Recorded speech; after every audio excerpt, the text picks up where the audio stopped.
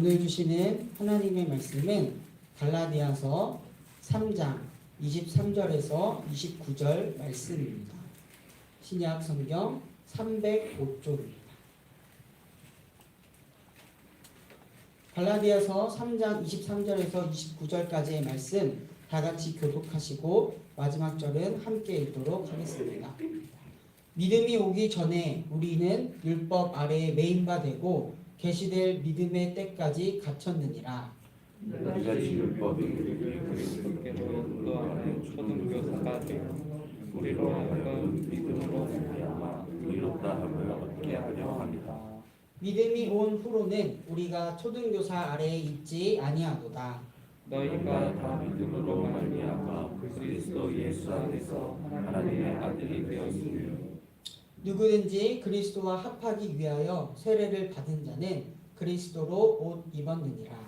너희는 유대인이나 헬라인이나 종이나 자유인이나 남자나 여자나 다 그리스도 예수 안에서 하나이니라. 함께 읽도록 하겠습니다. 너희가 그리스도의 것이면 곧 아브라함의 자손이요 약속대로 유업을 이을 자니라. 네. 오늘도 이 새벽에 하나님을 사모하여 하나님을 예배하러 온 자리에 온 우리 정릉교회 성도님들을 주님의 이름으로 사랑하고 축복합니다. 어렸을 때요, 저에게 파리채는 파리만 잡는 도구가 아니었습니다. 그리고 오터리개는 옷에 묻은 먼지만 터는 그런 도구가 아니었습니다. 제가 동생과 싸우거나 또 거짓말을 했을 때, 그리고 위험한 일을 하였을 때 파리채가 부모님 손에 있으면요, 파리를 잡는 게 아니라 저를 잡는 도구가 되었습니다. 또 오터리개는 저에게 묻은 먼지와 같은 나쁜 일, 죄를 털어버리는 도구가 되었습니다. 그래서 어렸을 때 부모님이 파리채나 오터리개를 드시면 여동생과 저는 눈치껏 잘못했다고, 다시는 안 그러겠다고 했던 기억이 있습니다. 그리고 또 부모님이 파리채와 오터리개를 드실 일들을 그러면서도 또 얼마나 많이 저질렀는지 모릅니다. 부모님도 자식들이 어려서 말을 잘 못 알아들으니까 사랑의 매로 훈육하지 않았나 싶습니다. 그렇게 해서라도 삶에 대한 태도의 개선이 필요하겠다 싶어서 말이죠. 그러나 조금 자라고 나서는요, 파리채는 파리만 잡는 도구로, 오터리개는 옷에 묻은 먼지만 터는 도구가 되었습니다.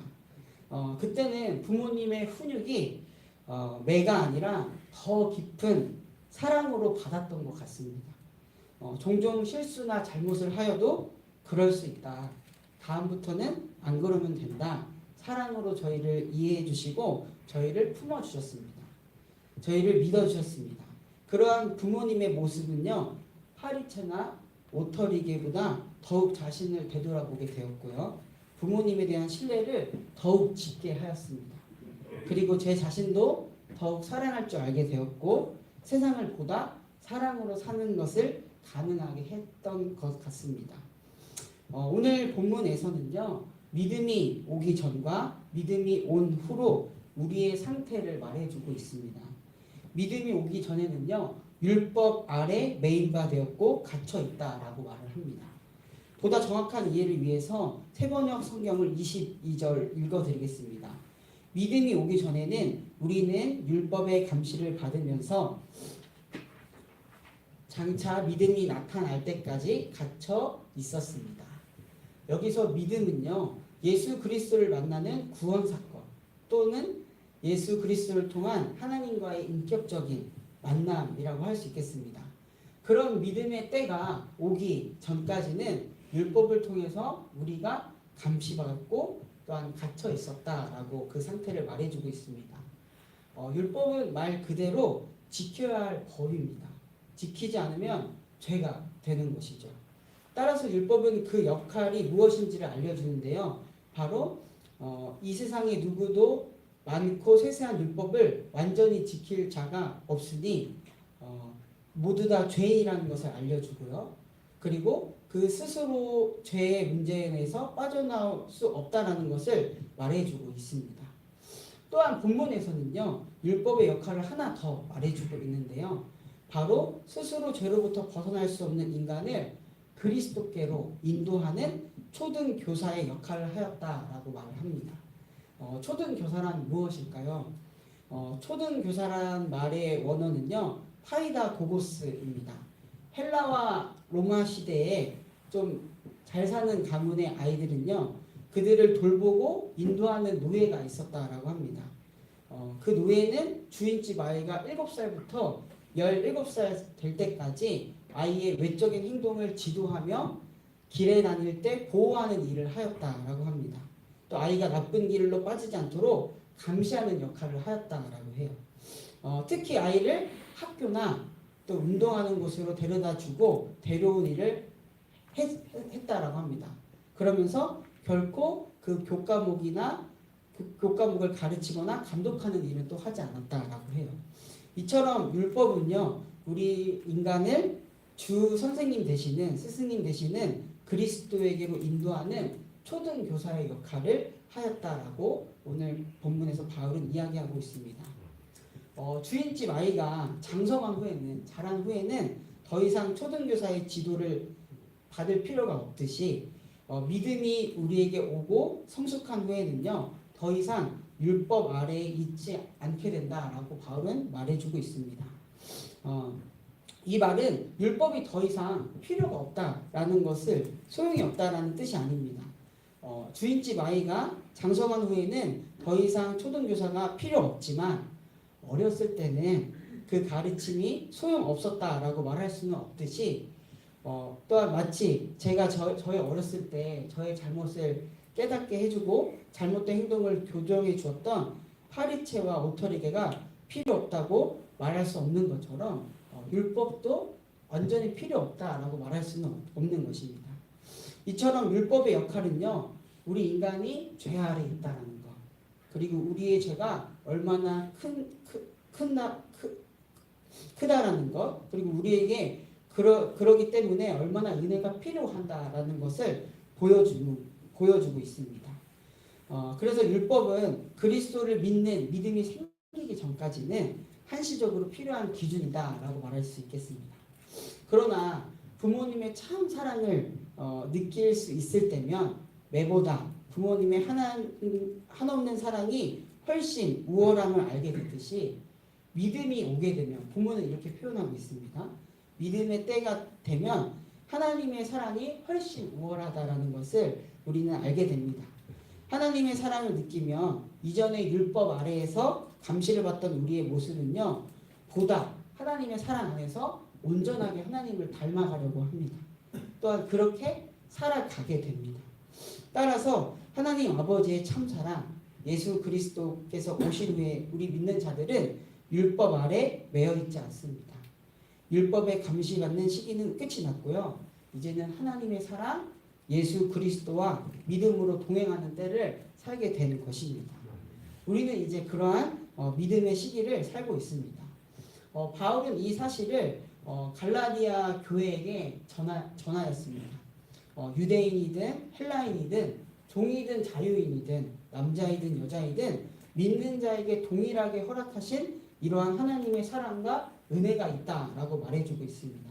왜냐하면 그 당시 갈라디아 교회에서는요, 이방 출신 그리스도인들은 할례를 받지 않았기 때문에, 율법 아래 있지 않기 때문에 하나님의 자녀가 되는 것이 말이 되냐라고 말하는, 교회를 분열시키는 자들이 나타났기 때문입니다.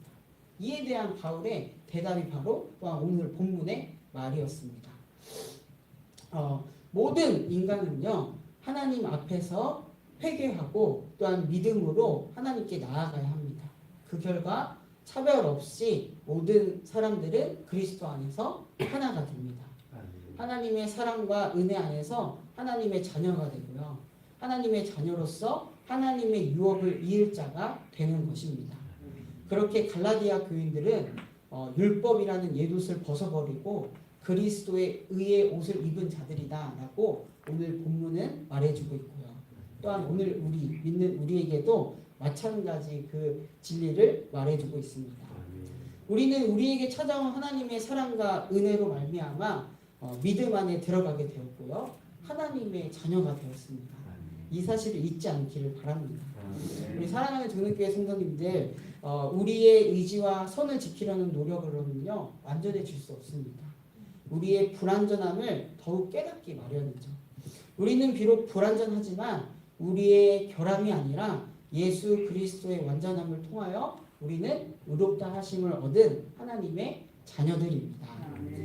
대림절 기간 하나님께서는 예수 그리스도라는 완전한 은혜의 길을 보여주셨습니다. 우리의 불완전함을 하나님 앞에 겸손으로 삼아 감사와 기쁨으로 믿음의 길을 걷는 우리가 되기를 소망해 봅니다. 그리스도라는 하나님의 사랑을 받은 자신을 사랑하고요. 그 사랑 안에 있는 형제 자매를 기억하며 사랑하는 이 대림절 기간이 되기를 간절히 바랍니다. 제가 기도하고 말씀 마치도록 하겠습니다. 사랑하는 주님, 온전해질 수 없는 저희를 주님의 사랑으로 품어주셔서 온전한 주님의 자녀 삼아 주심에 감사드립니다. 이 말로 할 수 없는 은혜를 잊지 않고 하루하루 하나님 앞에서 진실하게 신실하게 살아가는 우리가 되게 하소서. 우리의 어리석음, 죄로부터 돌이켜 온전하신 하나님을 바라보며 하나님과 동행하는 우리의 인생 되게 하소서. 주님의 긍휼하심을 의지하며 나라와 민족 세계를 위하여 중보합니다. 여전히 우리의 탐욕과 죄악된 모습으로 인하여 혼란과 불안, 두려움, 큰 아픔 가운데 있는 우리 땅입니다. 주님의 샬롬을 이 땅 곳곳에 온 누리에 허락하여 주시옵소서. 평화의 왕이신 주님께서 친히 우리의 마음부터 다스려 주시옵소서. 또한 이 시간 몸과 마음, 영혼이 아픈 환우들을 위하여 중보합니다. 환우들에게 하나님의 치유와 회복의 은혜가 있기를 간절히 원합니다. 병으로 인하여 지치지 않게 하시고 그 영혼들을 어루만져 주시옵소서. 함께하는 가정 또한 기억하여 주시옵소서. 추운 겨울이 다가왔습니다. 이 겨울로 인하여 보다 어렵고 힘든 우리들의 이웃이 있음을 잊지 않게 하시고 하나님의 손과 발이 되어 함께하는 우리 믿는 자들이 되게 하소서. 교회에서는 사역 박람회를 준비하고 있습니다.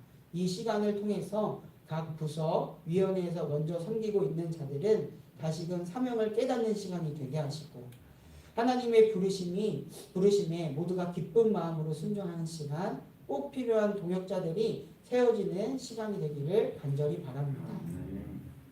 이 시간 각자의 기도의 제목을 가지고 하나님께 나아갑니다. 우리의 작은 목소리로 들으시고 응답하시는 주님을 신뢰하며 그런 하나님을 경험하는 시간이 되게 하소서.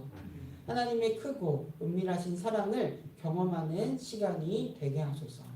이 모든 말씀 지금도 우리와 함께 하시는 우리 구주 예수 그리스도의 이름으로 간절히 기도드립니다. 아멘. 하늘에 계신 우리 아버지여, 이름이 거룩히 여김을